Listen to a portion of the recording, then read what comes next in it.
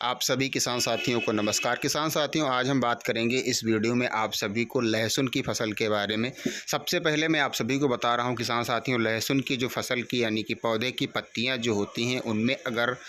10 पत्तियों के बीच के आसपास पौधा है और 10 की 10 पत्तियां आपकी अभी अच्छी हरी और मजबूत हैं, तो उन परिस्थितियों में आप सभी को अपनी लहसुन की फसल में क्या करना चाहिए जिससे लहसुन के कंद का अच्छी तरीके से विकास हो, लहसुन में किसी भी प्रकार की कोई समस्या ना आने पाए। तो किसान साथियों, वर्तमान समय में लगभग सभी किसान भाइयों की लहसुन की फसल में कंद का वृद्धि विकास अच्छी तरीके से हो रहा है और इस परिस्थिति में लहसुन की फसल में किसी भी प्रकार के सूक्ष्म पोषक तत्वों की कमी बिल्कुल भी नहीं आनी चाहिए, क्योंकि किसान साथियों वर्तमान समय में पौधे की पत्तियां अब मोटी हो चुकी हैं और इन परिस्थितियों में आप सभी लोग अगर लहसुन की फसल में बुआई करते हैं किसी भी प्रोडक्ट की,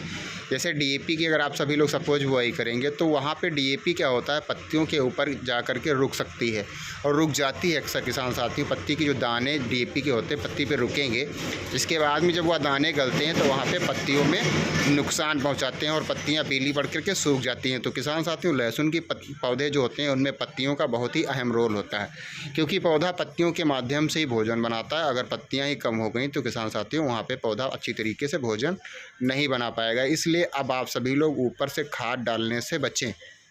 स्प्रे का माध्यम चुनें, किसी भी प्रकार की कोई नुकसान की अब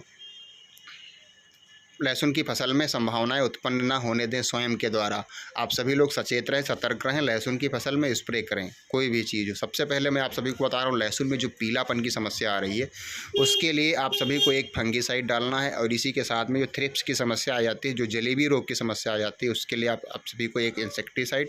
और जो किसान साथियों पीलापन है, पीलापन कई कारणों से हो सकता है, इसलिए मैं आज आप सभी को बता रहा हूँ, उसके लिए आप सभी को एक माइक्रो न्यूट्रेंट का स्प्रे करना होगा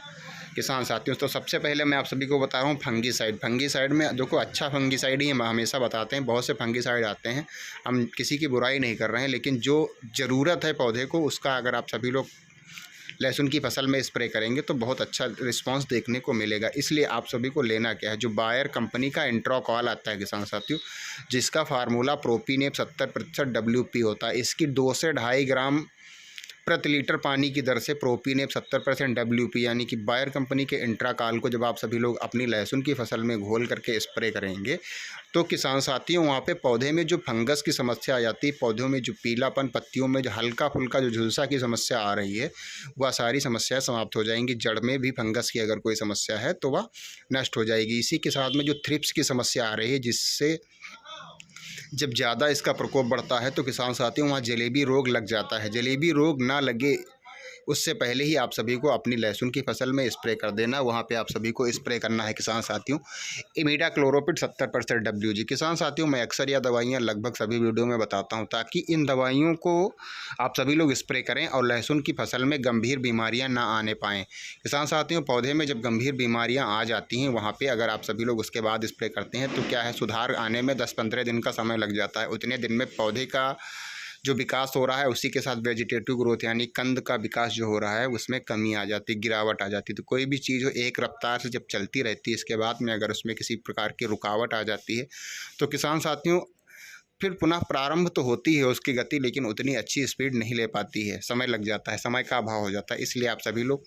प्रोपीनेप 70% WP का स्प्रे करें, उससे फंगस की सारी समस्याएं, पौधे की जो पत्तियां पीलापन है वह दूर हो जाएंगी। और इंसेक्टिसाइड में आप सभी को इमिडाक्लोरोपिड 70% WG। किसान साथियों, इसको आप सभी को अपनी लहसुन की फसल में इसकी 2 ग्राम की पुड़िया आती है, जो आप 15 से 20 लीटर पानी में घोल करके स्प्रे करेंगे तो थ्रिप्स की समस्या समाप्त हो जाएगी। अगर किसान साथियों जलेबी रोग लगा हुआ है तो पिप्रोनिल प्लस यानी कि घटरा कंपनी की जो पुलिस आती है उसका आप सभी लोग 10 ग्राम 15 से 20 लीटर पानी में घोल करके स्प्रे करें। अगर जलेबी रोग नहीं है तो वहाँ पे इमिडाक्लोरोपिड का स्प्रे करें, अगर जलेबी रोग है तो फिर घटरा की पुलिस का स्प्रे करें। आप सभी लोग अपनी फसल के अनुसार इसे चुन सकते हैं। अब मैं बात कर रहा हूँ तीसरी चीज़ किसान साथियों जो होती है माइक्रो न्यूट्रेंट की मैंने बात की है। तो किसान साथियों इसके लिए आप सभी को दयाल कंपनी की जो वेज मोर जिंक आती है माइक्रोफोर्ड, इसका आप सभी लोग स्प्रे करेंगे तो इसमें जो पौधे को जिंक मिल जाता है लोहा चिलेटेड अवस्था में, तांबा मिल जाएगा, manganese, calcium, magnesium, boron, nitrogen, phosphorus, potash व बॉलीवेडनम पूर्णतया जो घुलनशील अवस्था में तत्व इसके अंदर मिलते हैं।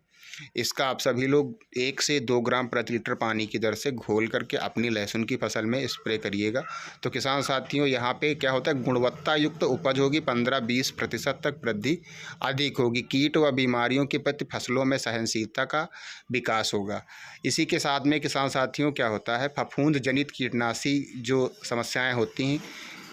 उन सभी को आप सभी लोग स्प्रे करने के बाद में पौधे से दूर हो जाएंगी, सारी समस्याएं समाप्त हो जाएंगी। इसलिए आप सभी लोग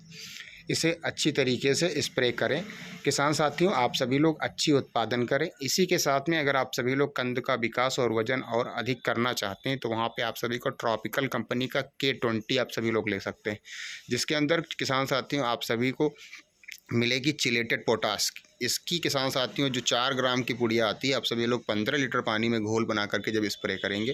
तो पौधे में हरापन आएगा, कंद का विकास होगा, कंद का वजन होगा, कंद का साइज डबल होगा। इसी के साथ में किसान साथियों कंद बहुत ही अच्छी तरीके से विकसित होता रहेगा और पौधे की उम्र अभी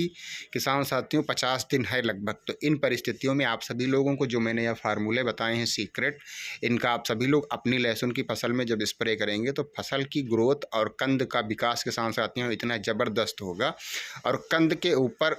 का जो लेयर यानी कि छिलका है वह मजबूत होगा और उसके अंदर जो कलियां अब बनने की स्थिति आ चुकी है, कलियां बन रही हैं, तो वह मजबूत होंगी, वजन होंगी, लंबी होंगी और चमक युक्त होंगी किसान साथियों। इसलिए आप सभी लोग K20 का इसके साथ में स्प्रे अवश्य करें। तो किसान साथियों, फंगस को बचाना है आप सभी को, इंसेक्ट से बचाना है, पीलापन से बचाना है, वजन करना है, इसलिए इस सभी